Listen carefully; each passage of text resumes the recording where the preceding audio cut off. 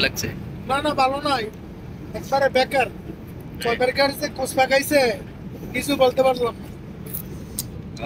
এই তুফানের কারণে এই মেঘের আর বজ্রপাত হচ্ছে, এই জন্য আমাদের ভিতরে আসলে কলিজার পানি শুকিয়ে গেছে। এই যে প্লেনটা যে কীরকম ভাইব্রেশন দিচ্ছে। আসসালামু আলাইকুম everyone, welcome back to my channel and welcome back to my another new blog. So বন্ধুরা, আবারও প্রায় অনেক মাস পর দেশের উদ্দেশ্যে যাচ্ছি কাতার থেকে। আজকে আজকে আমি চলে যাব বাংলাদেশে। সো আর এই জার্নিটা আসলে শুরু থেকেই আমার জন্য আজকে একটা ব্যাড লাক, কারণ শুরুতেই আমি আমার ক্যামেরাটা এয়ারপোর্টের মধ্যে ফেলে আসছি। সো আর যাই না, সামনের জার্নিটা কেমন হয়। সো চলুন দেখা যাক, আর আপনাদেরকে দেখাবো এই ব্লগের মধ্যে ফুল ট্যুরটা আমার। সো বন্ধুরা, এখন আমি চলে আসলাম কাতার এয়ারপোর্টে, যেটা হলো হামাদ ইন্টারন্যাশনাল এয়ারপোর্ট। আর এই এয়ারপোর্টটা দেখতেই পাচ্ছেন, অনেক সুন্দর, অনেক বিশাল বড়, তারপর লাইটিং থেকে শুরু করে সব কিছুই অনেক সুন্দর। আর এই এয়ারপোর্টের মধ্যে অনেক শপিং করার মতো অনেক দোকান আছে। এখান থেকে আমরা যারা দেশের উদ্দেশ্যে যাই, বাইরে যারা যাই, এখান থেকেই শপিং করে সব কিছু নিয়ে যাওয়া যায়। সো এখন আমি যাব হলো আমার কাউন্টারে, যেটা হলো ইউএস বাংলার কাউন্টার। আমার প্লেনের টিকিট যেহেতু ইউএস বাংলা, সো আমি এখন যাচ্ছি ইউএস বাংলার কাউন্টারে। বন্ধুরা, এটা হলো ইউএস বাংলার কাউন্টারের ওয়েটিং রুম। আর কাউন্টার এখনও ওপেন হয়নি, কাউন্টার এখনও ক্লোজ। সো ওপেন হওয়ার পর আমাদের পাসপোর্ট টিকিট চেক করবে, চেক করার পর হয়তো বা আমাদেরকে প্লেনে নিয়ে যাবে। তো এই জন্য আমরা সবাই ওয়েট করতেছি। আর আমাদের এখন পাসপোর্ট টিকিট চেক করা শেষ, আর এই বাসে করে আমাদেরকে প্লেনের সামনে নিয়ে যাচ্ছে। আর এখন এই যে বাস ছেড়ে দিছে, আমরা এখন যাব ইউএস বাংলা প্লেনের সামনে। এই যে ভিতরে, এটা আমাদের ইন্টারন্যাশনাল এয়ারপোর্টের ভিতরে। আর এয়ারপোর্টটা অনেক বড়, একসাথে অনেকগুলা প্লেন এখানে ল্যান্ড করে, তারপরে অনেকগুলা প্লেন এখানে রাখা। রাত্রের বেলা এই জন্য বেশি বোঝা যাচ্ছে না বন্ধুরা, তারপরেও প্লেনগুলো দেখা যাচ্ছে। এই যে এক একটা বাস প্রত্যেকটা যাত্রীকে এই প্রত্যেকটা প্লেনের সামনে নিয়ে তারপরে আবার চলে যাচ্ছে। আমরা এখনও আসি নাই ইউএস বাংলার প্লেনের সামনে, হয়তো আমাদের প্লেনটা আরও সামনে। সো আমরা এখন চলে আসছি। আমরা এখন বাস থেকে নেমে তারপরে আমরা এখানে আর কোনো চেকিং নেই, এখানে সোজাসুজি আমরা চলে যাব ভিতরে। এই যে আমাদের ইউএস বাংলা, আর এটাই হলো এটা আমার ফার্স্ট অভিজ্ঞতা ইউএস বাংলার, কখনো যাই নাই। আর মানুষের কাছ থেকে অনেক রিভিউই শুনছি, এটার ভালো খারাপ দুইটাই দিক আছে। সো এখন দেখা যাক, ভিতরে আমি যাওয়ার পর, জার্নি করার পর বুঝতে পারবো যে এটার আসলে অভিজ্ঞতা কেমন হয়, ভালো না খারাপ। আর প্লেনটা বেশি বড় না। সচরাচর আমি অন্য প্লেন যেমন সবসময় আসি কাতার এয়ারওয়েজ দিয়ে, ওইগুলো অনেক বিশাল বড়। আর এটা অনেক ছোট, হয়তো বা 1-150 যাত্রী আমরা, ছোট। আর এই যে এটাতে সিঁড়ি লাগানো, সিঁড়ি দিয়ে ভিতরের দিকে আমি এখন যাচ্ছি।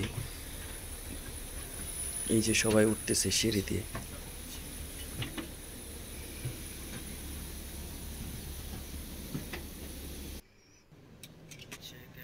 আর এই হলো প্লেনের ভিতরের।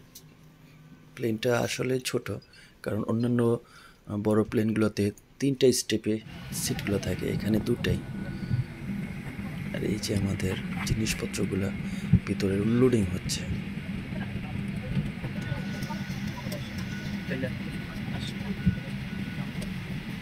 আর এইবার আমার সিটটা জানলার পাশে পড়ে নাই, এই দুই ভাইয়ের মাঝখানে আমার সিটটা পড়ছে।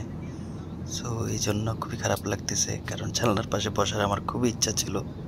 সো এই প্লেনটা অনেক ছোট, এই জন্য উপরে ওঠার সাথে সাথেই অনেক শেক করতেছিল, ভাইব্রেশন দিচ্ছিল। আর এই ইউএস বাংলার আমি এটার বড় যে প্রবলেমটা, সেটা হলো এটার এসির বাতাস একদমই নাই, প্রচণ্ড গরম, আমাদের একদম বাতাস লাগতেছিল না এই জন্য। আর হলো এটা বেশি ভাইব্রেশন দেয়, ছোট প্লেন হয়তো বা এই জন্য।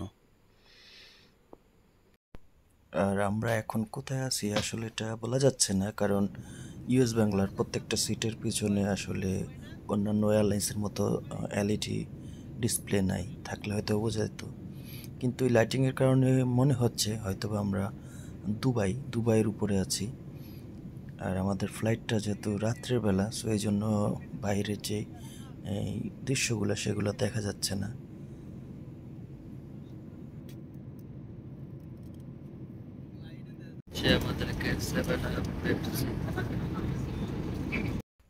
আর এই হলো আমাদের রাত্রের ডিনার। সো কেমন কি আছে দেখা যাক এটার মধ্যে। বিরিয়ানি কতদিন আগের আল্লাহ জানে, মজা নাই, ভাই খাইতেই পারে নাই। কেমন লাগছে? না ভালো নয়, একবারে বেকার।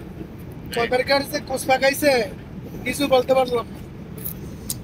স্বাদ নাই কোনো, খাইতে শেষ, একদম মজা লাগে না, ভাই হইতে পারে নাই। আমার গুলো বেড়ে যেতেছে একদম বাজে। এরাই কে দিতেছি শেষ, খাওয়া শেষ ভাই, এরাই কে দিতেছি কি করবো, খাবার ভালো হয় নাই। সো রাতের পর এখন সকাল হয়ে গেছে আর বাইরে সূর্যের আলো হালকা ফুটছে। আকাশটা আসলে অনেক সুন্দর। প্লেন থেকে সবচেয়ে দেখার মতো সুন্দর দৃশ্য হলো আকাশটা। আকাশের মেঘগুলো যে কত সুন্দর, আসলে এগুলা ভাষায় বলার মতো না, দেখলে শুধু এটা দেখার মতোই। আকাশের যে মেঘগুলা অনেক সুন্দর, অনেক। সকাল হয়ে গেছে, আমরা আর কিছুক্ষণ হয়তো বা আর কিছুক্ষণের মধ্যে আমরা ঢাকা এয়ারপোর্টে পৌঁছে যাব। তো সারা রাত্র গেল। সবচেয়ে বেশি জ্বালাইছে হলো ইউএস বাংলার ভিতরের এই এসিগুলো। এইগুলোতে একদম বাতাস কম আসে, একদম গরম। সারা রাত্র অনেক গরম লাগছে। আর এখন তো সকাল হয়ে গেছে, এসিগুলা একদম হাওয়া দেয়ই না, এটা খুবই বিরক্তকর। আর অন্যান্য এয়ারলাইন্সেরগুলা অনেক কুল, ভিতরে ঠান্ডায় কম্বল সবাই ইউজ করতে হয়। আর এটা তো আমার শার্ট পর্যন্ত খুলে নিছে, জানি না একটু পরে কি গেঞ্জিও খুলে নেয় কিনা, এত গরম ভিতরে। আর এই গরমের জন্য সারারাত্র একটু ঘুমাইতেও পারি নাই ভিতরে। সারারাত্র সজাগ থেকে আমি আজকে জার্নি করলাম, শুধু এই ভিতরের ঠান্ডার নেই এই জন্য। আমরা অনেকক্ষণ ধরে বাংলাদেশের আকাশে আমাদের প্লেনটা উঠতেছে, ঘুরতেছে। কারণ কি আকাশের অবস্থা অনেক খারাপ, একদম আকাশের মেঘ দেখতেই পাচ্ছেন যে কত বাজে অবস্থা আকাশের। সো এই জন্য আমরা ল্যান্ড করতে পারতেছি না আমাদের প্লেনটা। আর প্লেনটা এমনিতেই ছোট প্লেন, আর এই তুফানের কারণে এই মেঘের আর বজ্রপাত হচ্ছে, এই জন্য আমাদের ভিতরে আসলে কলিজার পানি শুকিয়ে গেছে। এই যে প্লেনটা যে কীরকম ভাইব্রেশন দিচ্ছে, আর অনেকক্ষণ আমরা আকাশে এই যে চারদিকে ঘুরতেছে প্লেনটা। সো নামার মানে কোনো স্কোপ দেখতেছে না। সো এখন ট্রাই করতেছে নামার জন্য। আর বাইরে বৃষ্টিও হচ্ছে, অনেক বৃষ্টি। আমরা এখন এয়ারপোর্টের উপরেই আছি, প্রায় আধা ঘন্টা যাবৎ আমি দেখলাম যে বাংলাদেশের মধ্যে আমরা পৌঁছে গেছি। সো ফাইনালি আমাদের প্লেনটা এখন ল্যান্ড করতে যাচ্ছে। আর ভিতরের যেই ভাইব্রেশনটা হচ্ছে সেটা আসলে আমরা ফিল করতেছি, কারণ এই ম্যাগের ভিতর দিয়ে যখন এই প্লেনটা নিচের দিকে নামতেছে তো ভাইব্রেশনটা আরও বেশি বেড়ে যাচ্ছে। সো আল্লাহ ভরসায় আমরা সবাই আল্লাহর নাম নিচ্ছি, ডাকতেছি আল্লাহকে যাতে সুন্দরভাবে আমাদের প্লেনটা ল্যান্ড করতে পারে। আসলে আজকে আমরা অন্য জায়গায় যখন ছিলাম তখন আকাশের অবস্থাটা অনেক সুন্দর ছিল, বাংলাদেশে আসার পর আকাশের অবস্থাটা খুবই ভয়ঙ্কর হয়ে গেছে। আমাদের প্লেন এখন আস্তে আস্তে নিচের দিকে যাচ্ছে ল্যান্ড করার জন্য। এই যে আমরা ঢাকার উপরে এখন,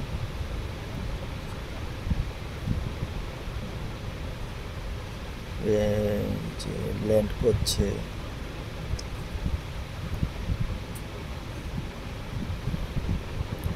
আর ভিতরে আসলে বোঝা যাচ্ছে যে প্লেনটার অবস্থা কেমন হচ্ছে, যে প্লেনের পাখাগুলা আর আমাদের ভিতরে আসলে আমাদের প্রত্যেকটা ভাইব্রেশন মনে হচ্ছে কি আমাদের বুকের মধ্যে হচ্ছে এরকম।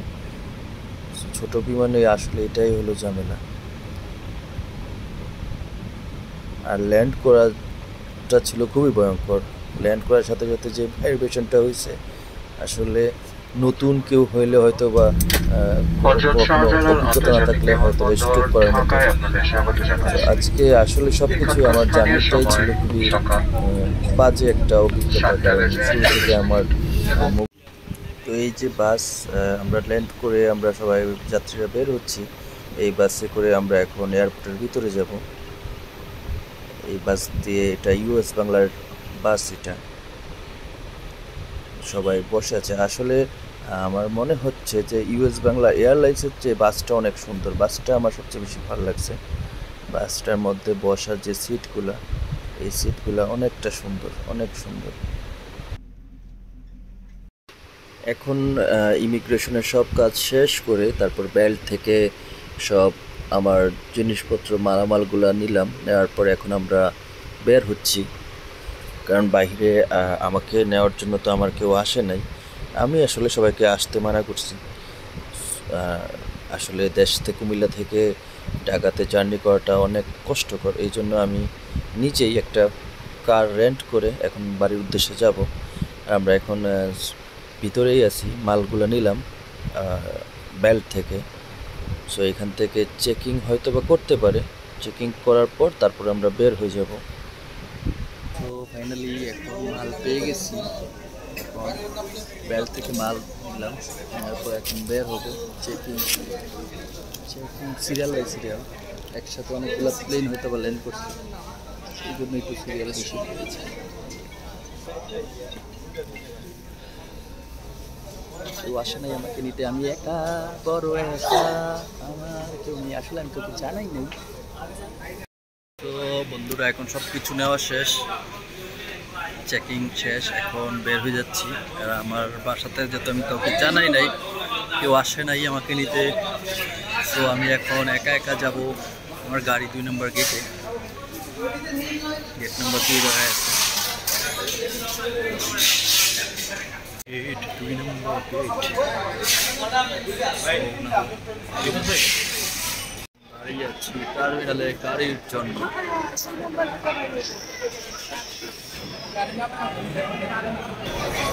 তারপরে আসলাম, মানুষ আর মানুষ।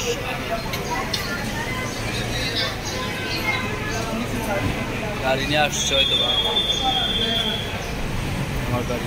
এই যে ঢাকা শহর,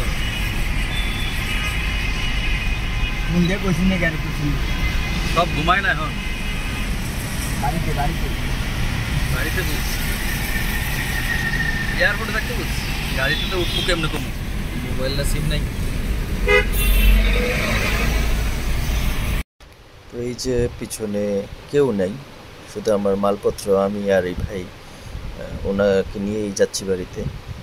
আর আসলে আল্লাহর রহমতে যে নামতে পারছি, এই যা ভাবছিলাম যে কি হয় না হয়, আর আকাশের যে কি অবস্থা ছিল, আসলে আল্লাহর দরবারে হাজারো শুকরিয়া যে নামতে পারছি। হ্যাঁ, ইউএস বাংলা দিয়ে আসলাম, অভিজ্ঞতা নিয়ে আসলাম লাইফে ফার্স্ট টাইম।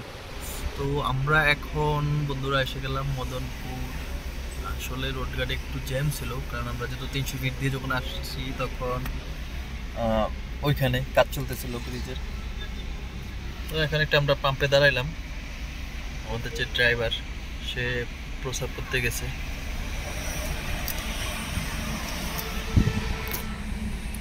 এখন পাম্পে দাঁড়ায় আছি। আর আজকের ওয়েদারটা খুবই অন্ধকার। আমিও আসলাম, মনে হয় আজকে বৃষ্টি নিয়ে আসলাম। আকাশ দেখেই বোঝা যাচ্ছে যে একটু পরে সব কিছু নিয়ে তুফান আসবে, কারণ আকাশের অবস্থাটা ক্যামেরাতে হয়তো বেশি বোঝা যাচ্ছে না, একদম প্রচুর অন্ধকার। আমাদের প্লেনটা যখন আকাশে ছিল তখন সেম যে অবস্থা ছিল ওইরকম। তো শুরু হয়ে গেছে, ভাবছিলাম যেটাই ধারণা করছিলাম প্রচণ্ড বৃষ্টি। এইরকম বৃষ্টি হয়তো বা আগে আমি দেখি নাই, কারণ এত বড় বড় বৃষ্টি, ঝড়ি বৃষ্টি, আর এত স্পিডে হচ্ছে। বৃষ্টি দেখো, আমিও আসলাম বৃষ্টি নিয়ে।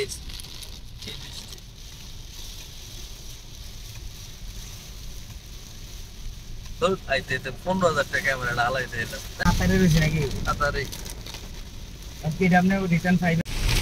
তো কি ভয়ঙ্কর ঝড় বৃষ্টি, আকাশে বজ্রপাত, আর অন্যদিকে এত বৃষ্টি যে আমাদের প্রায় গাড়ি চালাইতে পারতেছে না। হয়তো আমাদের গাড়ি 30 কি 40-এর উপরে গাড়ি ড্রাইভ করাই যাচ্ছে না, খুবই দেখা যায় না। উপর থেকে পানি, নিচে থেকেও পানি, এত পানি। প্রায় আমি নামার পর এখন প্রায় 1.5 ঘন্টা হয়ে গেছে গাড়ির মধ্যে, 1.5 ঘন্টা ধরে বৃষ্টি। তো আমরা এখন চলে আসছি কুমিল্লার কাছাকাছি, বাসায় যাব। জানি না ওইদিকে কি অবস্থা, ওইদিকেও এত ঝড় বৃষ্টি হচ্ছে কিনা, কিছুই দেখা যাচ্ছে না। এই জন্য আপনাদেরকে বৃষ্টি ছাড়া কিছুই দেখানোর মতো নাই, কারণ গ্লাসগুলো একদম গোলা হয়ে গেছে, চারোদিকের গ্লাসগুলো সামনেরটা দিয়ে যা কভার করা যায়। তো ভালো, গরম হয়তো বা লাগবে না, বৃষ্টি হয়েছে আমার কাছে ভালোই লাগতেছে। ওয়েদারটা ঠান্ডা, কারণ এর আগের বার যখন আসছিলাম তখন প্রচণ্ড গরম ছিল। সো এখন হয়তো বা গরমটা আর পাবো না এই বৃষ্টির জন্য। আর এটা হলো আমাদের বাড়ির মসজিদ, আর তার পাশেই আমাদের কবরস্থান। আর ফাইনালি আপনাদের সবার দোয়ায় আমি আমার বাড়িতে চলে আসলাম, কারণ আমার সাথে এই ট্যুরে যা যা ঘটছে আসলে সব কিছু ভালো ঘটে নাই, এই জন্য মনের মধ্যে আসলে অনেক ভয় ছিল। যা হোক, আল্লাহর রহমতে এসে পৌঁছালাম। আর আপনারা সবাই সুস্থ থাকবেন, ভালো থাকবেন। আল্লাহ হাফেজ, আসসালামু আলাইকুম।